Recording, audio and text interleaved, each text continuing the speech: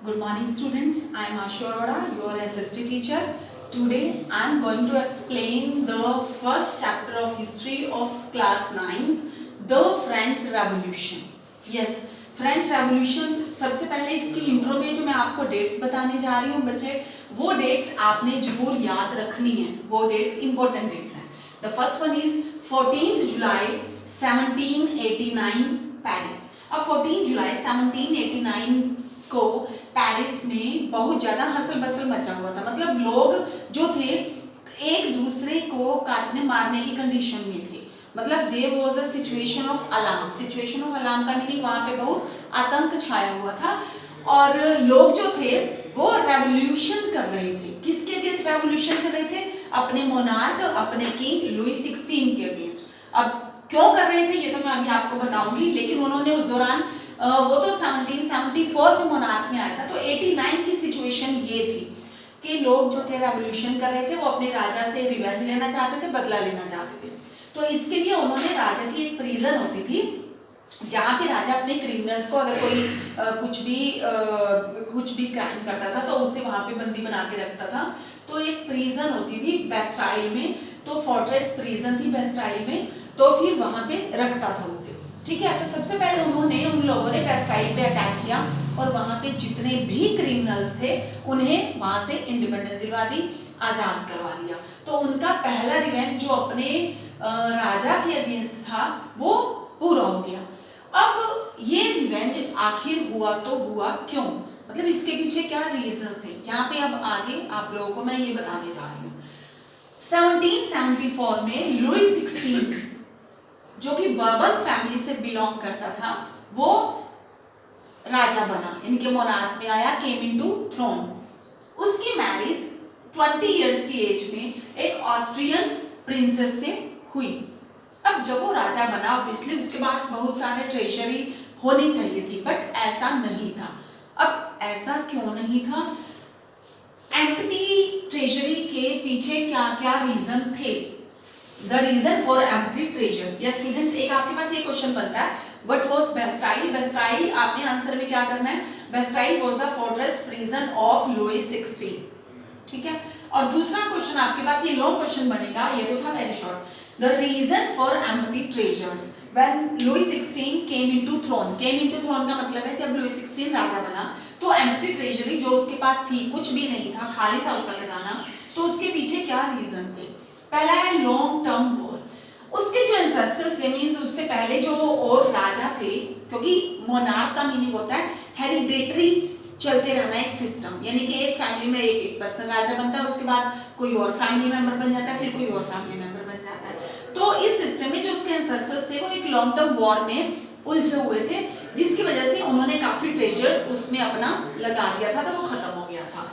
Second is 13 American colonies. 13 American colonies किसके under थी? Britain के अंडर थी, और ब्रिटेन के अंडर थी, और वो अपने आप को इंडिपेंडेंस दिलवाना चाहती थी. और इंडिपेंडेंस दिलवाने में लुई 16 जो है कैपेबल था. तो लुई 16 कैपेबल होने के बाद उसने क्या करा, इनकी हेल्प की, और जो भी ट्रेजरी उसके पास थी वो भी यूज हो गई. उसके बाद था palace of Versailles. Palace of Versailles means अब वो राजा था, राजा के पास अपना पैलेस तो होगा ही होगा, तो वो पैलेस इतना बड़ा था, उसका मेंटेनेंस का खर्चा भी बहुत ज्यादा था, जिसकी वजह से ट्रेजर का बहुत ज्यादा पार्ट उसमें भी यूज हो गया. उसके बाद बात आती है 10% लोन की. अब जो उसके एंसेस्टर्स थे उन्होंने, या ये कह सकते हैं कि हम लुई 16 ने, ठीक है, लोन लिया था अपनी नियर बाय कंट्रीज से, जो नेबरिंग कंट्रीज थी उनसे लोन लिया. तो जो मनी लेंडर थे उन्होंने लुई 16 को कहा जो हम आपको लोन दे रहे हैं वो 10% रेट ऑफ इंटरेस्ट पे देंगे. That was a very big amount. So जो उसके बाद जो थोड़ा बहुत पैसा था वो इस इंटरेस्ट को चुकाने में लग गया.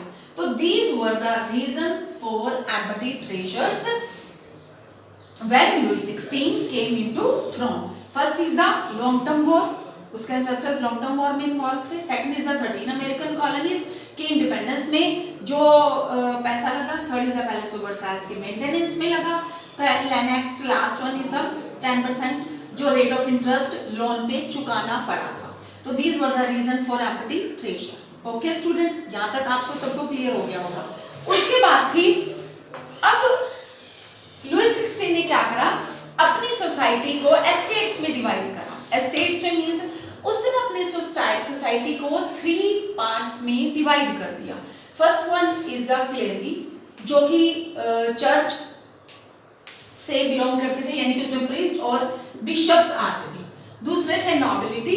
Third one is the big, third category के पार्ट्स थे बिग बिजनेसमैन, मर्चेंट्स और लॉयर। ये थर्ड कैटेगरी की फर्स्ट कैटेगरी थी। उस पर पीजेंट्स और आर्टिसंस आते थे। थर्ड कैटेगरी में स्मॉल पीजेंट्स और लेबरर्स आते थे। लेबरर्स वो लैंडलेस लेबरर्स थे। जो क्लेरिगीज और नॉबिलिटीज थे, इनको प्रिविलेज था। प्रिविलेज यानी कि उन्हें कुछ स्पेशल राइट्स थी। स्पेशल राइट्स क्या थे कि इन्हें कोई भी टैक्स नहीं, डोंट पे द टैक्स, इन्हें कोई भी टैक्स पे नहीं करना पड़ता था। समझ में आ गई बात? इन्हें कोई भी टैक्स पे नहीं करना पड़ता था। याद रखना, आप लोगों के पास क्वेश्चन में आएगा। थर्ड 3 स्टेट्स कौन सी थी? तो वो clergies, nobilities and big businessman, merchants, lawyers, peasants, artisans, small peasants, labourers, landless labourers, ये आएगी। और क्लेरिगीज और नॉबिलिटीज को क्या प्रिविलेजेस थे, क्या स्पेशल राइट्स थे? They don't pay the tax, ठीक है, एंड ये इनका प्रिविलेज था। और जो टैक्स पे किया जाता था वो थर्ड कैटेगरी पे करती थी सिर्फ टैक्स। दैट इज द, ये जो आपको 3 यहाँ पे कैटेगरीज दिखाई दे रही हैं, थर्ड कैटेगरी की 3 कैटेगरीज, ये टैक्स पे करती थी। अब जो ये 2 कैटेगरीज थे, फर्स्ट और सेकंड, ये टोटल पॉपुलेशन का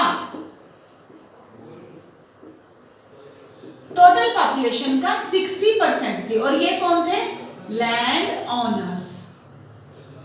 ये कौन थे? Land owners. 60% टोटल पॉपुलेशन के क्लेरिगीज और नॉबिलिटीज थे, और ये कौन थे? लैंड ऑनर्स थे।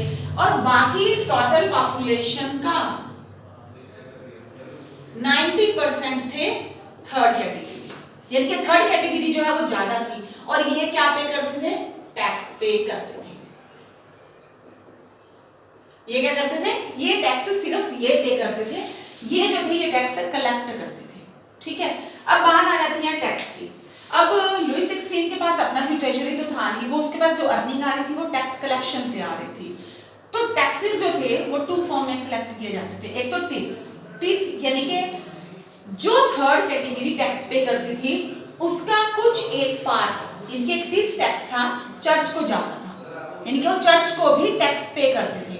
देखा जाए तो लुई 16 नो डाउट किंग था, लेकिन क्लेरिगी जो फर्स्ट कैटेगरी थी ना, जो चर्च था, वो भी तो टैक्स ही कलेक्ट कर रहा था। जैसे लुई 16 टैक्स कलेक्ट कर रहा था, तो उसकी वैल्यू या उसका स्टेटस भी राजा से कम नहीं था। उसके बाद था टाई। टाई जो था वो अदर कंजम्पशन आइटम्स पे including the salt and tobacco, वो टैक्स थर्ड कैटेगरी पे करती थी। वो क्या थी? टाइल टैक्स था। और वो जो टैक्स था डायरेक्टली किससे जाता था? स्टेट यानी कि किंग को पे किया जाता था ये वाला टैक्स। जो टीथ था वो चर्च को पे किया जाता था, जो टाइल था वो अदर टैक्सेस यानी कि अदर कंजम्पशन आइटम्स यानी कि सॉल्ट एंड टोबैको के इंक्लूडिंग था, वो डायरेक्ट किससे पे किया जाता था? स्टेट को यानी कि किंग को। इसके बारे में भी आपके पास आएगा, what is teeth and tile. Teeth जो है tax paid by the third category to the church, and tile that is the tax paid on the other consumption items including salt and tobacco directly paid to the state or you can say the king। ये वाला tax जो था ना, ये Louis 16 के पास जाता था, और जो ये टैक्स था ये चर्च के पास जाता था, ठीक है। अब क्या हो गया? अब टैक्स भी इंक्रीज होते रहे, और टैक्स इंक्रीज होते रहे तो टैक्स के इंक्रीज होने के साथ साथ और चीजों पे भी तो इफेक्ट पड़ेगा, जिसकी वजह से क्या था कि पॉपुलेशन भी इंक्रीज हो गई। 1715 में जो फ्रांस की पॉपुलेशन 23 मिलियन थी, 1789 में वो 28 मिलियन हो गई, ठीक है। अब पॉपुलेशन अगर बढ़ रही है तो क्या पॉपुलेशन के बढ़ने से और एक्सपेंसेस या लोगों की जरूरतें और नहीं बढ़ेगी? नहीं, बिल्कुल है कि वो तो बढ़ेगी। तो उस दौरान क्या हो गया कि लोगों के पास अपनी ब्रेड यानी कि रोजी रोटी को भी खरीदने के पैसे नहीं थे। जो एक बिजनेसमैन थे ना, जैसे ये थर्ड कैटेगरी थी, तो इन लोगों के पास अपनी रोजी रोटी लाइवलीहुड के भी पैसे नहीं थे। जिसकी वजह से सबसिस्टेंस क्राइसिस अराइज हो गया। तो सबसिस्टेंस क्राइसिस क्या होता है? Subsistence crisis when the basic means of livelihood are in endanger. When the basic means of livelihood are in endanger, मतलब जब लोगों को अपनी बेसिक मीन्स को खरीदने के लिए भी पैसा नहीं होता, वो एंडेंजर्ड होती हैं। That is the subsistence crisis. ठीक है, तो सबसिस्टेंस क्राइसिस के दौरान क्या हो गया था? जो ये स्मॉल पीजेंट्स थे, लेबरर्स थे, ये क्या करते थे, मतलब जो कहीं और काम करते थे, उनकी वेजेस उन्हें इतनी नहीं पे की जाती थी कि वो अपनी जो है ब्रेड को खरीद सके, फूड आइटम्स को खरीद सके। तो जिसकी वजह से gap between poor and rich जो है वो क्या हो गया था? वाइडन होता चला गया। Gap between rich and poor widen होता चला गया, जिसकी वजह से जो है ये सबसिस्टेंस क्राइसिस अराइज हो गया था।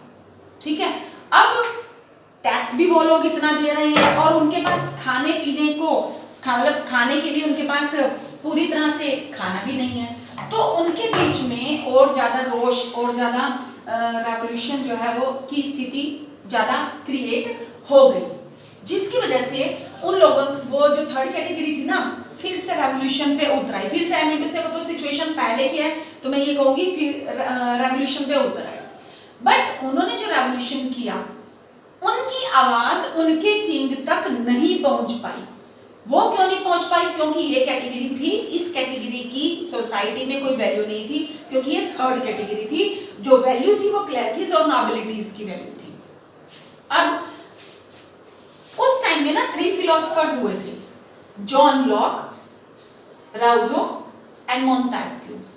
ठीक है, अब जॉन लॉक और राउजो और मोंटेस्क्यू ने ये देखा कि ये लोग जो है अपने राइट्स के लिए अगर लड़ रहे हैं, then they are right at their own place.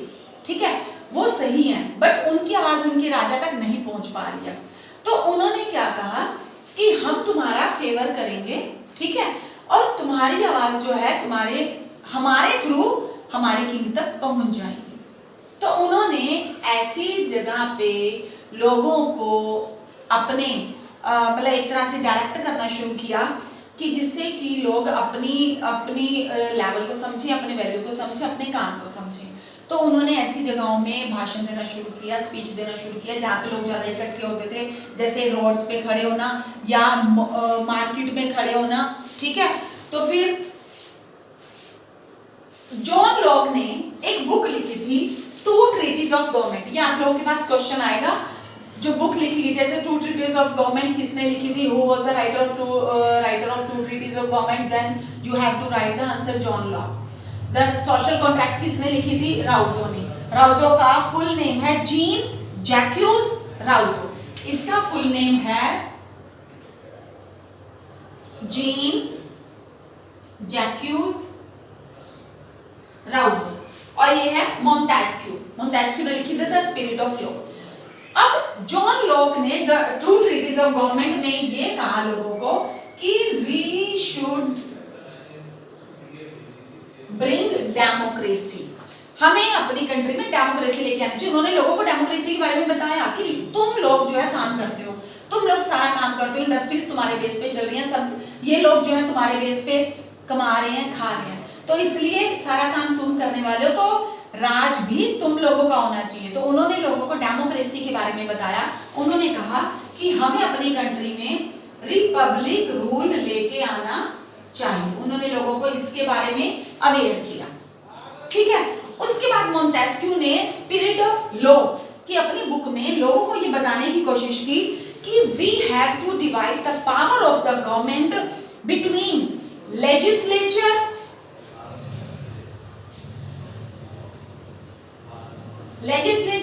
Executive and judiciary. उसने कहा कि हमें अपनी गवर्नमेंट को लेजिस्लेचर, एग्जीक्यूटिव और जुडिशरी इन 3 पार्ट्स में डिवाइड करना चाहिए। ठीक है, अब इन लोगों ने ऐसा क्यों किया? क्योंकि these philosophers were educated, ये पढ़े लिखे थे, और जो उस टाइम में लोग थे जैसे big businessman, merchants, no doubt they were educated, ये लॉयर्स एजुकेटेड थे, but peasants, artisans, small peasants and labours they were uneducated. और ये कैटेगरी आप देख रहे हो कि ये 2 कैटेगरीज थे और ये 1 कैटेगरी है। तो अनएजुकेटेड लोग ज्यादा थे, तो उन लोगों को ये लोग अपनी बात समझाते थे कहाँ पे, भीड़ वाले जगह पे इकट्ठे होके। तो एजुकेटेड लोगों को कोई भी बात समझाना बहुत इजी होता है, जो अनएजुकेटेड को समझाने में टाइम लगता है। तो इसलिए इन लोगों ने उन लोगों को, जो अनएजुकेटेड लोग थे, इन लोगों को बात को समझाने की कोशिश की, जो कंट्री है वो तुम्हारी है, तुम लोग काम करते हो तो कंट्री चलती है, इसलिए हमें कंट्री में डेमोक्रेसी लेके आना चाहिए, रिपब्लिक रूल लेके आना चाहिए, और गवर्नमेंट को 3 पार्ट्स में डिवाइड करना चाहिए, लेजिस्लेचर, एग्जीक्यूटिव और जुडिशरी। तो आप लोगों ने ये तीनों चीजें ध्यान में रखनी है।